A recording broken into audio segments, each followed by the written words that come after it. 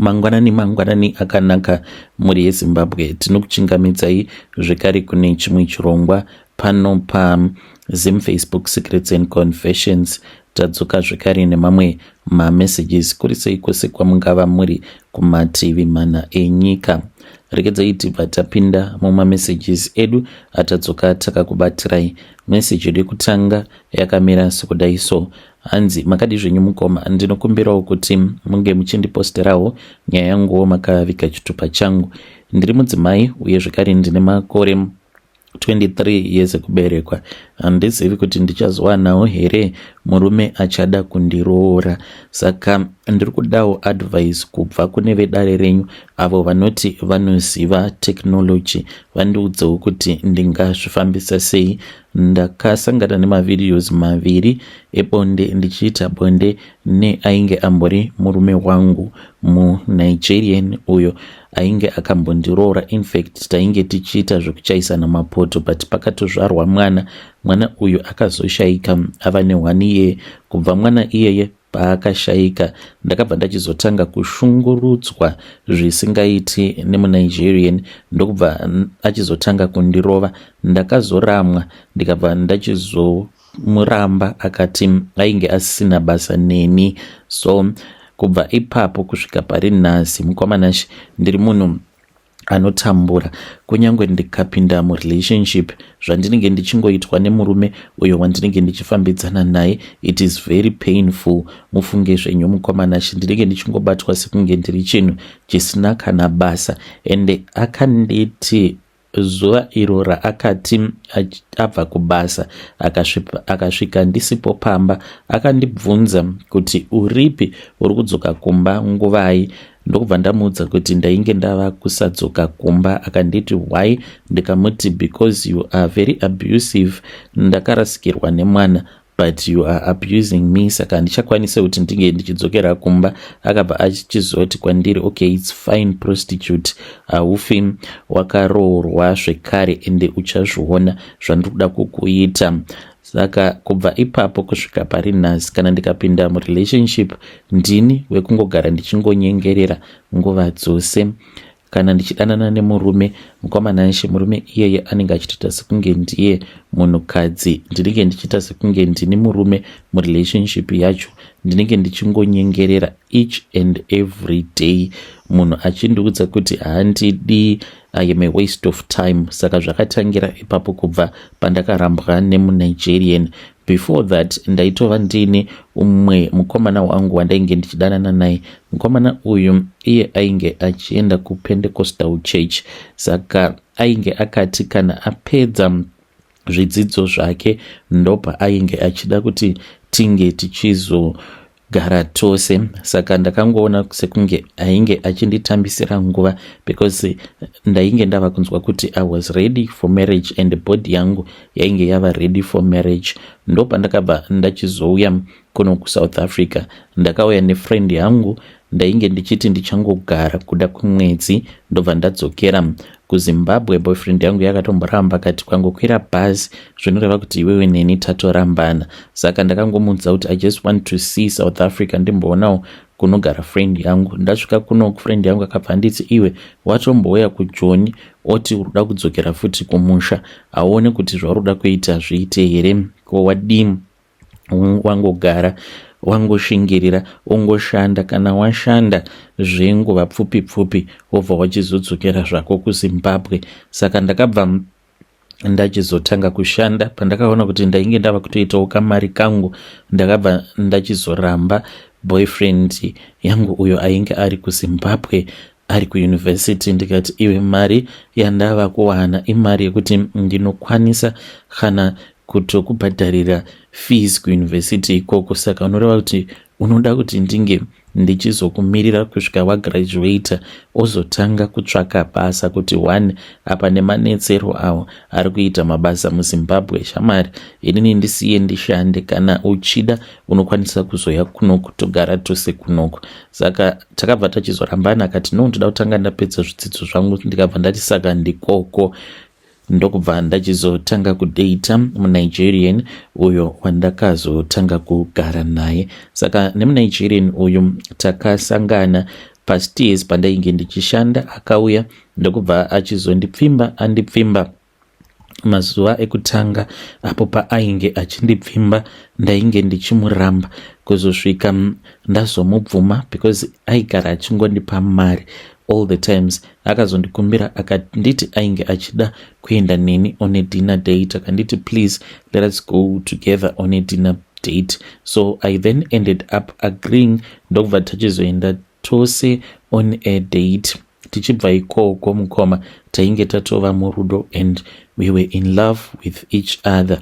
Saka akazondeti, you are very young, I don't want to waste you, you are very beautiful, I want to marry you, is it possible that we can start staying together? Ndakabvuma mukoma nashi mushure mekunge ndatunzwa vamwe vakadzi vachitoti une lucky, maSouth African avo andainge ndichiwirirana nawo vakati une lucky, maNigerians haarori zvekudaro, munenge muchingoita zvekungodanana, so take that opportunity. Plus ainge aine zvimari mukomana she. I then agreed ndokubva tachizotanga kugara tose. Tava kugara tose kudaro ndakazobatira pamuviri, then ndikabva ndachizozvara mwana iyeyo mukomana she. Kubva zvandakamuzvara ndopa ndakatanga kuona machanges murelationship mangu nemurume. Tainge tava kusanyatsokuwirirana zvakanaka, ende paakatanga kuva abusive towards me, this was when apo paakaenda kuNigeria. Aenda kuNigeria takanetsana paakadzoka nekuti ndakamubvunza kuti why wakaenda kuNigeria kumusha kwenyu nehembe dzemwana. Akaenda kuNigeria nehembe dzemwana idzo dzatakashandisa papreparation, hembe dzekutanga dzandakapfekedza mwana wangu ndidzo dzaakaenda nadzo kuNigeria. So pandakasara ndiri ndoga ndakangoti ndichingotsvaira ameno chakanditi ndinge ndichibata bhegi iro randaishandisa mazuva awo andakabva mukubetserwa mwana wangu. Saka ndoma ndainge ndakadzipeta ndikadziisa hembe idzodzo. Saka ndakati ndichitarisa ndokubva ndaona kuti ndainge ndisiri kuona hembe dzemwana wangu. Ndakabva ndachizoenda paWhatsApp ndikamufonera ndichida kumubvunza. Akabva angodropa macalls angu. Akaita 3 weeks ari kuNigeria, ainge ava kusataura neni kana hama dzake dzainge dzava kusatotaura neni zvachose. Adzoka mukomanashi pandakamubvunza ndikati asi nhaiwe kosei wakaenda nehembe dzemwana kunyika kwenyu? Akangonyarara. Then ndokubva achizondipindura nerafu. Akandipindura rafu akati this is my blood, iropa rangu. Zvariri ropa rangu ndinokwanisa kuita zvandinenge ndichinzwa kuda nekuti iropa rangu. Saka abva kuNigeria mwana ndopa akatanga kurwara. Mwana aingoti almost each and every night anenge achingopisa muviri nguva dzose. Saka ndakabva ndachizoenda nemwana kuchipatara. Ndaenda nemwana kuchipatara vaingoti hapana kana problem pamwana, zvose zviri right. Ndaida kufamba nemwana but akanditi iye ainge asingadi kuti ndige ndichienda nemwana kumaprofita. Akanditi handisi muZimbabwe, ina handiiti zvemaprofita ko, kana mwana wangu akanourawa ikoko nemaprofita tichiita zvechipatara. Saka ndaingoenda nemwana kuchipatara kusvika mwana azoshayika. Mazuva awo akafa mwana ainge adzokera kuNigeria ndokubva achizodzoka. Zuva raakasvika ndozuva rakafa mwana. Saka kubva ipapo mukomanashi ndainge ndava kuona kuti there was no more love in his eyes. Aiti kana akanditarisa aikwanisa kungonditarisa obva angotongoridza tsamwa. Ndikaona kuti this man, he no longer loved me, and then I moved out. When I moved out akandituka akaisa a curse in my life, so I have tried to date other men. Chazondiunza pano mukoma, I know kuti zvinowanikwa, maybe ndiniwo ndisingadiki, who knows, but chazondiunza pano inhau iyo yandiri kudawo kubvunza kubva kune avo vanoti ivo vanoziva technology, kuti kana kuri kunzi unenge uine mavideos awo anenge akaiswa paintaneti ungamabvisa sei mavideos iwawo. Ndakanzi ndige ndichitumidzira an email zvekare nepicture rangu kurakidza kuti ndini ndirimo muvidhio imomo. Saka handisati ndakwanisa kureceiva response. Mavideos awa ndakazozviziva kuti aripo paintaneti kuburikidza nefriend yangu uyo akati nerimwe zuva ainge achiona mavideos ebonde neboyfriend yake pavainge vari panguva yemutambo. Saka vakabva vachizoti vainge vachida kusecha mavideos evanhu vekuZimbabwe. Saka anoti ndopa akabva achizoona chiso changu. Haana kutoudza murume waainge ainaye kuti ndo zvaainge aona kuti I was her friend. Boyfriend yacho handitoizivi. Saka akabva achizoseva video iroro akanditumidzira riri link ndokubva ndachizoendawo paintaneti ndikabva ndachizorionawo video racho iroro. Saka ndikuda kungobvunza kubva kune vedare renyu kuti ndingazvifambisa sei.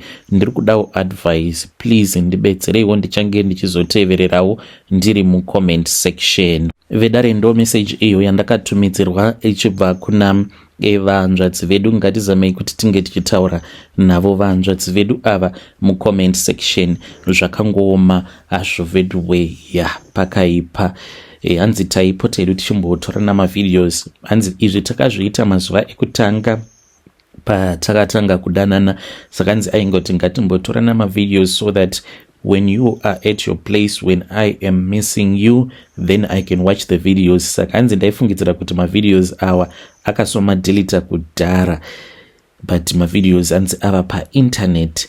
Ngatizamei kuti tinge tichitaura navo. Rekedzai tibva taenda panyedu inotevera.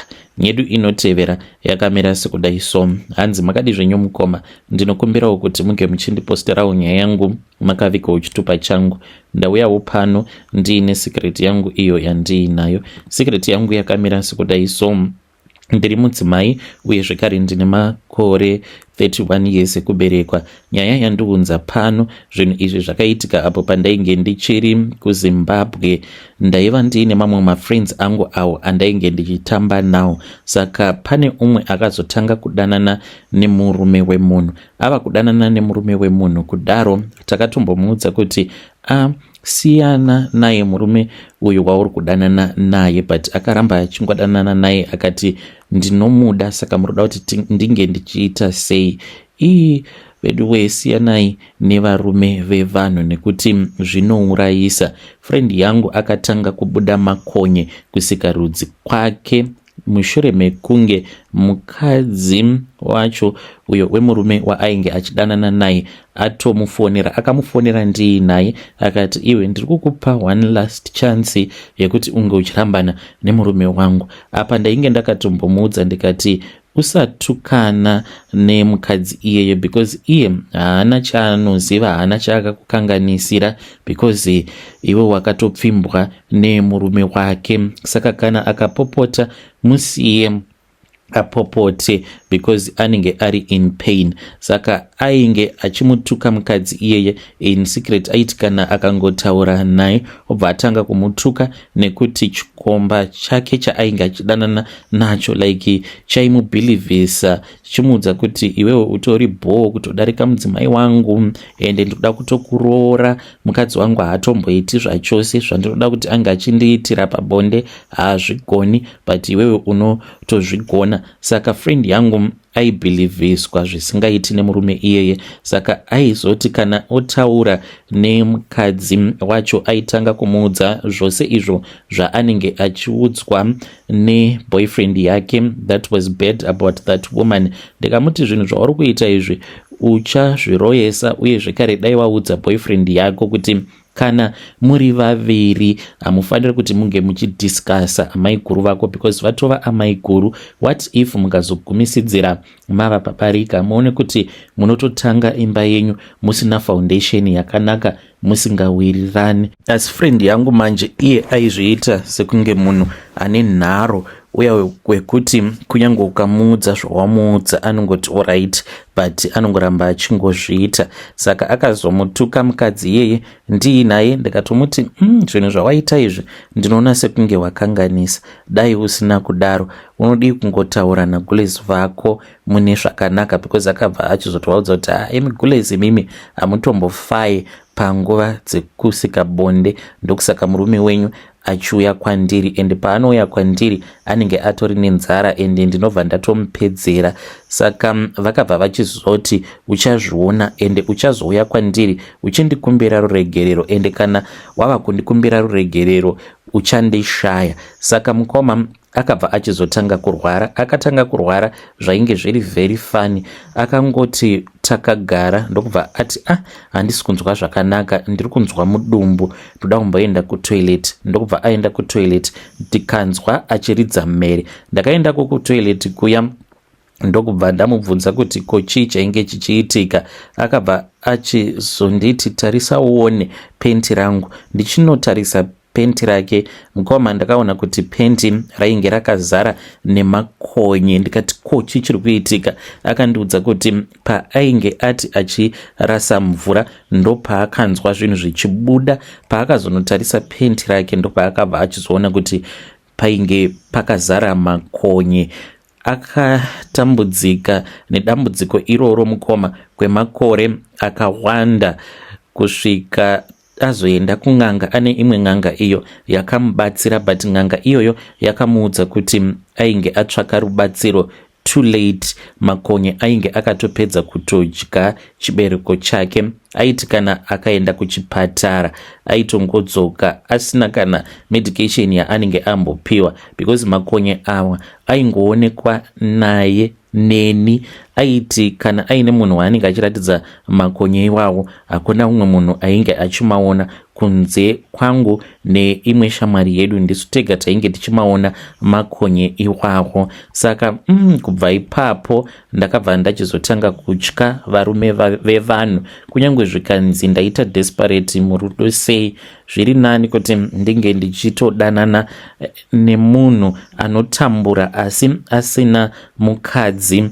Munhu anenge aine mukadzi wake ari very dangerous, nekuti pakuzonotukana apa umwe anokwanisa kuenda kun'anga ende vamwe vanotokugadzira. Zvinhu zvandakatoona personally pabest friend yangu. Kusvika pari nhasi anogara achingotambudzika nekuda kwechibereko chake. Anokwanisa kungotanga kungobuda discharge, ande anenge achiti discharge iyoyo inenge ichinhuhwa zvisingaite. Ainge akatombororwa akarambwa nemurume nekuda kwekuti discharge yaainge achibuda yainge iri discharge inonhuhwa zvisingaite. Ndini ndaigara ndichitovagadzirisa mumarriage mavo. Zvakaitika mukoma vakati vatanga kugara vose havana kumbotora kana 1 week vainge vava kutonetsana. Then ndokubva ndachizoenda ndikati ndichivagadzirisa, ndikabva ndati nhai bamnini ko dambudziko rimbori pai.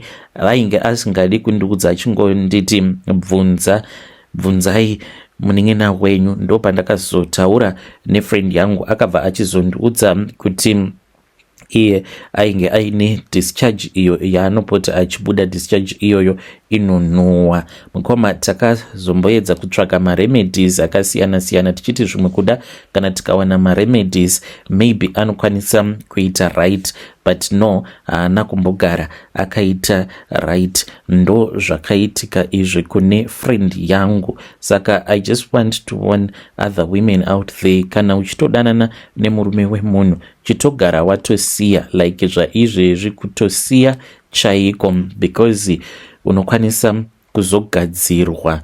When you post my story, please tell me, ndichange ndichizotevererawo ndiri mucomment section. Hey, vedare ndo message iyo yandakatumidzirwa ichibva kuna vanzvadzi vedu. Zvakangooma hazvo veduwe, hanzi chitogara hako watosiya. Kana kuri kunzi unenge uine murume wemunhu wauri kudanana naye, hanzi zviri very dangerous. Let us try to speak with our dear sister in the comment section. Uye zvekare dambudziko iro riri kusangana nefriend yavo angazvifambisa sei. Hanzi anoti kana achibuda discharge anobuda discharge inonhuhwa, zvekuti kunyangwe aine murume waanenge achifambidzana naye panguva iyoyo, hanzi murume wacho anosvika pakuramba ubva ati inini handichakukwanisi because unonhuhwa. Angashandisa chii? Hanzi akamboedza zvakasiyana-siyana kumboshandisa sipo. Hanzi vane sipo idzo dzavaipota vachimutengera muno muSouth Africa, vachimutumidzira kuZim vachifungidzira kuti zvimwe kuda zvichaita right, but hanzi it is not changing. So let us try to speak with our sister in the comment section. Wakambodanana nemurume wemunhu here? You can come to my inbox and then you can share with us your own side of the story. Regedza iti bataenda panyedu inotevera. Nyedu inotevera yakamira sekudai so. Hanzi makadi zvenyu mukoma, ndinokumbirawo kuti munge muchindiposterawo nyaya yangu makaveka chitupa changu. Ndainge ndisingazvizivi kuti kunyangwe vanhu vekuSomalia vanotobata. Ndakaroora mudzimai uyo wandainge ndakamboroora muno muAmerica, ndiye akandibatsira kuti ndige ndichizowana citizenship. Saka tiri paseparation zvedu nemukadzi iyeye, but mukoma ndakazotanga kuona kuti sikarudzi yangu haichashandi. This was after ndatanga kudanana neumwe mukadzi muLatina. Saka takati tava kuda kusika mutambo wedu, tikabva taona kuti zvainge zvichiramba, ndainge ndichitotadza kutoti ndige ndichirara naye. At the same time ndakabva ndachizoona message iyo yandakaona mufoni mangu yainge ichibva kune ex-wife yangu, even though we have not yet divorced, tiri paseparation. Akabva anditi, you won't be able to sleep with her because ndakatobata sikarudzi yako izvezvi, haungamborari naye. Saka ndakabva enda kumba kwake ndikamubvunza kuti what did she mean. Akabva achizoburitsa chimwe chidhori chaakandiratidza, akanditi, I'm not going to allow you to sleep with any other woman. Akaburitsa chidhori ichocho mukomanachi chaakandiratidza chenge chitori nesikarudzi yemunhurume. Akati sikarudzi iyi kana ndikangoibata it means kuti iwewe hautokwanise kutoti unge uchitorara nemukadzi. So iye haadi kundisunungura, apa haasi kuda futi kuti tinge tichienderera mberi nemarriage, ari kuti anoda divorce. Saka vanhu ngwarirai, kunzouko kutori nemamwe marudzi awo anotoshandisawo mishonga. Ndainge ndisingatozivi kutoti kunyangwe maSomalian ivo vanoitawo zvokushandisa mishonga. Kana mukazotumidzira nyaya yangu muzondizivisa, ndichange ndichizoteverera ndiri mucomment section. Izvezvi ndiri munhu wekuti kunyangwe ndikanzi ndinenge ndiine mukadzi wandinenge ndichidanana naye, mukadzi iyeye kana ndiinaye handina chandinokwanisa kumuita kunze kwekungomutarisa.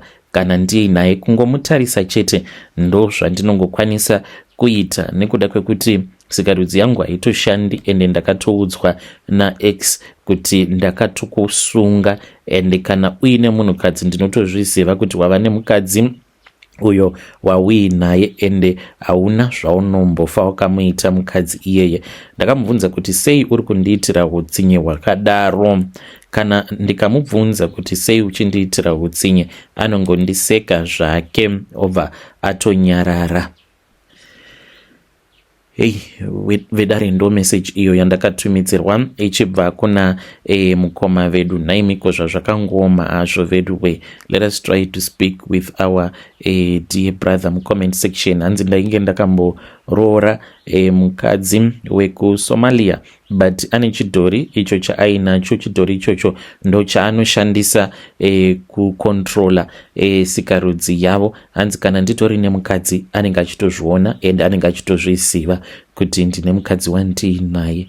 Yo, strange things indeed they do happen in this world.